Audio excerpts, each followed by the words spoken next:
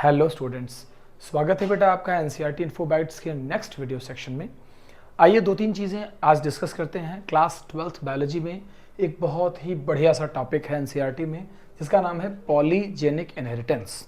ठीक है, polygenic inheritance एक इस तरह का टॉपिक है जिसमें आप लोगों को कई बार रियल लाइफ एग्जाम्पल्स भी मिल जाते हैं। जैसे कि कभी आप लोगों ने देखा होगा कि जो हाइट होती है ह्यूमंस की, अगर मैं सिंपली बात करूं कि हाइट ऑफ ह्यूमंस, आप ज़रा सोचकर बताइए कि जब हम हाइट्स की बात करते हैं तो क्या हम ह्यूमन में टॉल और ड्वार्फ बस दो पॉसिबल हाइट्स की बात करते हैं?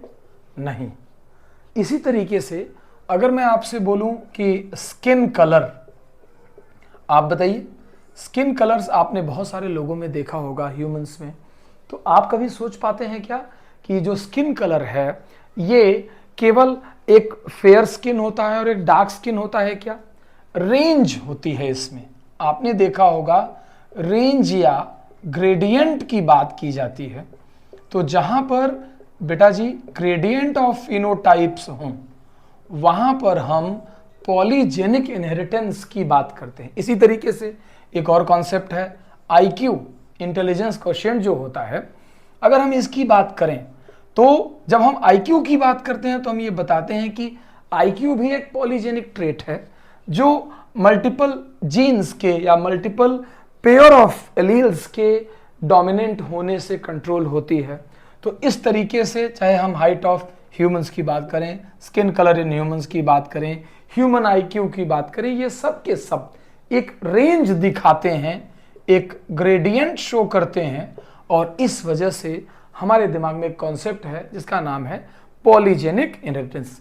कहा यह जाता है बेटा कि अगर मैंने ऐसे करके बोला कि व्हेन कैरेक्टर, कोई भी कैरेक्टर स्लैश ट्रेट मैंने कह दिया है ताकि आपको कोई प्रॉब्लम ना हो, कोई भी कैरेक्टर या ट्रेट इज कंट्रोल्ड बाय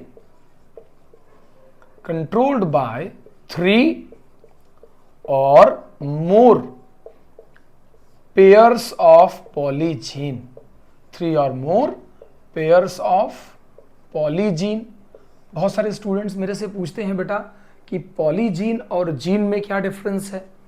जब पॉलीजीन की बात करते हैं, जैसे जीन जो होते हैं, आप जरा ध्यान से समझिए, जैसे जीन की बात करें तो ये दोनों होमोलोगस क्रोमोसोम मैंने आपके सामने ड्रॉ किए हैं बेटा, ये होमोलोगस क्रोमोसोम। तो जो होमोलोगस क्रोमोसोम होते हैं उसमें जो सामने सामने होते हैं इन्हें हम जीन्स कहते हैं। जैसे मान लीजिए ये कैपिटल ए है, ये स्मॉल ए है, तो ये दोनों एलील हैं और दोनों को मिला करके हम क्या बोल सकते हैं? जीन। नई जीन कॉन्सेप्ट में आप ये बात भी जानते हैं कि allele is gene for an individual, because हम पढ़ चुके हैं एक कॉन्सेप्ट बेटा, मैं आपको वो भी रिकॉल कराना चाहता हूं।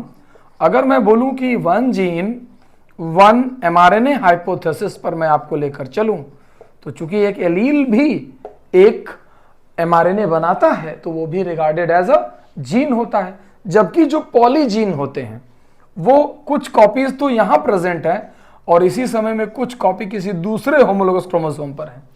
तो मान लीजिए कैपिटल ए स्मॉल ए यहां है, अगर कहीं पर कैपिटल जी स्मॉल जी है और कोई कैरेक्टर कैपिटल ए और कैपिटल जी को मिला करके एक्सप्रेस हो, तो ऐसे कैरेक्टर को पॉलीजेनिक कैरेक्टर कहते हैं। मान लीजिए मैंने आपसे बोला कि एक जीन एक्सप्रेस हुआ तो थोड़ा कैरेक्टर आया, 2 जीन एक्सप्रेस हुआ तो थोड़ा और ज्यादा कैरेक्टर आया। तो जब हम बोलते हैं कि कैरेक्टर इज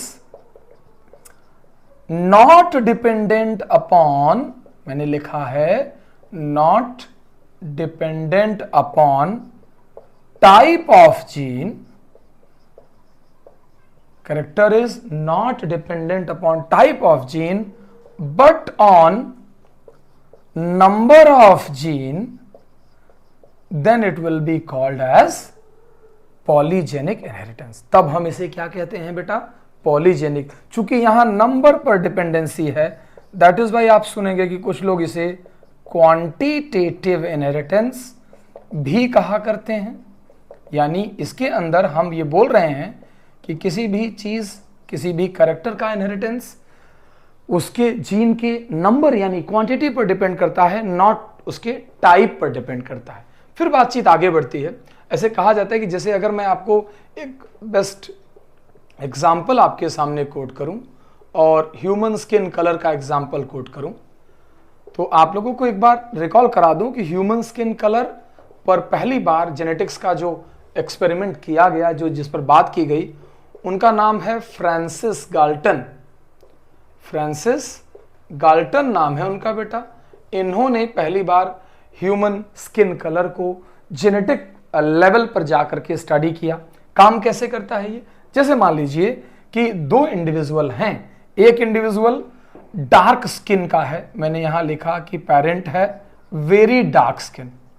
सो जब वो वेरी डार्क स्किन का होगा तो हम चूंकि 3 पेयर ऑफ पॉलीजीन बोलते हैं स्किन कलर के केस में, तो हम इसको बोलेंगे कि capital A capital A, capital B capital B, capital C, ये उसका एलिलिक कॉम्बिनेशन होना चाहिए।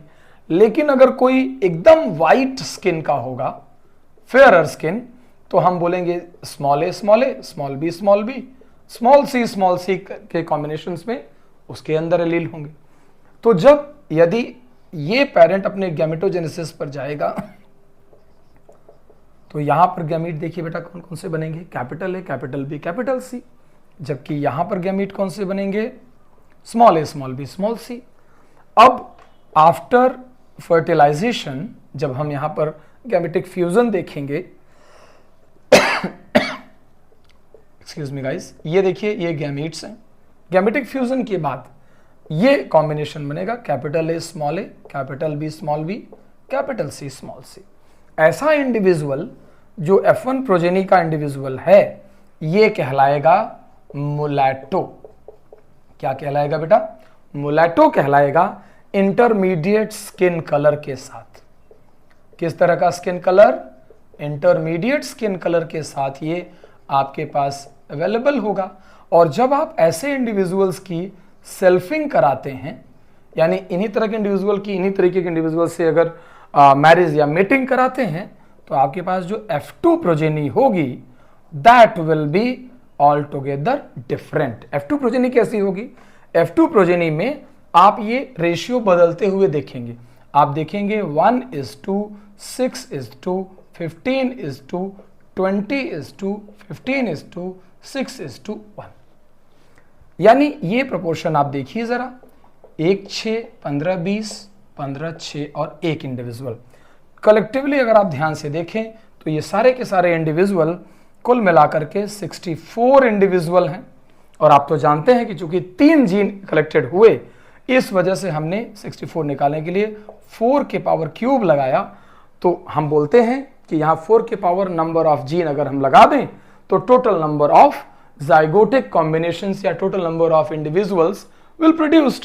तो ये एक कॉम्बिनेशन है। अगर आप इसी का जीनोटिपिक रेशियो भी मेरे से जानना चाहें तो इसका जीनोटिपिक रेशियो होता है बेटा, हमने ऐसे करके बोला है 1:2, 2:1 के पावर क्यूब। आप इसको निकालेंगे तो अपने आप ये एक कॉम्बिनेशन के तौर पे आपके पास आ जाएगा।